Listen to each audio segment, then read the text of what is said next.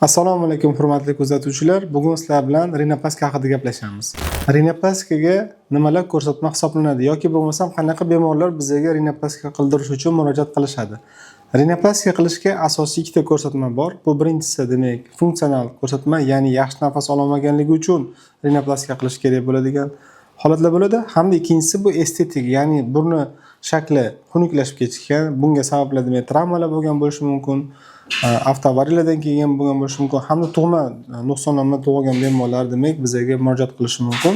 Shu demak estetik jihatdan chiroyliroq qilish uchun murojaat qilishadi. Rinoplastikani qanaqa turlari bor? Rinoplastikani turlari juda ham ko'p. Eng avvalambor bu demak ochiq usul hamda yopiq usul, ya'ni ochiq usulda kesib ochilib qilinadi, yopiq usulda ichkaridan kesmalar qilinadi, tashqaridan chaniqlar bo'lmaydi. Undan tashqari demak strukturali turi bor bu operatsiyalari. Saqlovchi yoki preservation deyiladi, ya'ni o'zini to'qimalar saqlangan holatda qilinadi. Bu ancha xavfsiz usul hisoblanadi. Va undan tashqari demak ikkilamchi, uchlamchi, to'rtlamchi rinoplastika turlari bo'ladi. Ya'ni bu nima degani? Oldin burun operatsiya bo'lgan bo'lsa, ikkilamchi bo'ladi. 2 marta operatsiya bo'lgan bo'lsa, uchlamchi deyiladi. 3 marta operatsiya bo'lgan bo'lsa, shu tariqa ketaveradi. Operatsiya hozirgi kunda mutlaqo og'riqsiz bajariladi, ya'ni umumiy narkoz ostida bajariladi. Narkozimiz ham qanaqa turlari bo'ladi? Aynan bizda klinikada kombinirованный narkoz deyiladi, ya'ni asosiy narkoz gaz bo'ladi, lekin boshqa dorilar ham ishlatilgani uchun kombinirованный narkoz deyiladi. Bu narkoz usuli xavfsiz usul hisoblanadi. Bemori demak uchun xavfsiz bo'ladi. Boshqariladigan narkoz deyiladi va bemor operatsiyasi tugash arafasida demak gazni kamaytirish hisobiga bemor o'ziga kelishni boshlaydi va o'ziga kelgandan keyin demak tez narkoz tarqalish boshlaydi. Ko'pchilik operatsiyani so'zidan qo'rqishadi, ya'ni operatsiyada og'riq bo'ladi. Yo'q, hozirgi kunda og'riq haqida o'ylamasa ham bo'lardi, chunki bemorlarimiz uyquda bo'ladi, ya'ni narkoz degani uyqu degani. Bosh miyamiz uxlaydi, shuning uchun hech narsani bilmaymiz, sezmaymiz.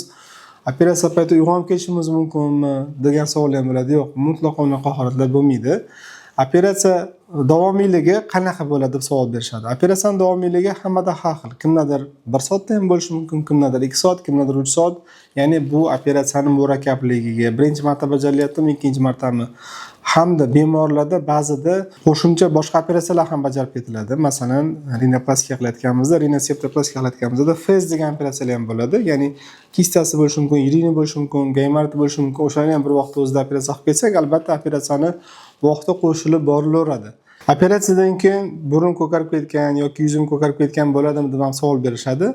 Yo'q, aslo unaqa bo'lmaydi. Operatsiyadan chiqqandan keyin bemorimizda shish ko'karishlar bo'lmaydi. Yuzda maxsus demak leykoplastrli qoplama bo'ladi, ya'ni termosplint ustiga leykoplastr yopishtirib qo'yamiz. Ko'karishlar bo'lmaydi. Nafas olish ham zo'r bo'ladi chiqqan paytda, lekin operatsiyadan keyingi demak o'zini ishlari bo'ladi. 2-kundan boshlab boshlanadi ishimiz. 3-kungacha maksimal ish olamiz. Ozgina ko'karishlar ham bo'ladi, lekin bu qo'rqinchli, xavotirli holat emas. Bir hafta davomida hamma ko'karishlarimiz so'rilib orqaga qaytib ketadi va yog'iga demak o'zini holatiga qaytadi. Nimalar qo'yiladi operatsiya paytida? Bizda ichkariga demak maxsus splintlar qo'yiladi, tashqariga termosplint qo'yiladi, ya'ni gips qo'yiladi.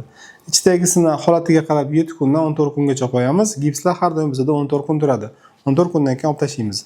Operatsiyadan keyingi reabilitatsiya qanday bo'ladi? Operatsiyadan keyin demak albatta reabilitatsiyasi ham bo'ladi. Reabilitatsiyalarga qat'iy amal qilish kerak bo'ladi. Ya'ni antibiotiklar qilinadi operatsiyadan keyin, burun uchun maxsus spreylar, asosan bu demak sho'r suvli tuzli suvlar deyiladi.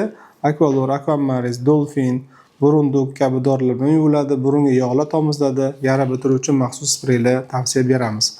Hamda demak birinchi bir hafta 10 kunligida bemorlarimizga demak dieta tavsiya beriladi. Ya'ni issiq, sovuq narsalar yeyish mumkin emas bo'ladi. Hamda 1 oydan 2 oygacha jismoniy zo'riqishlar, ya'ni sport bilan shug'ullanishlar mumkin emas deb aytamiz.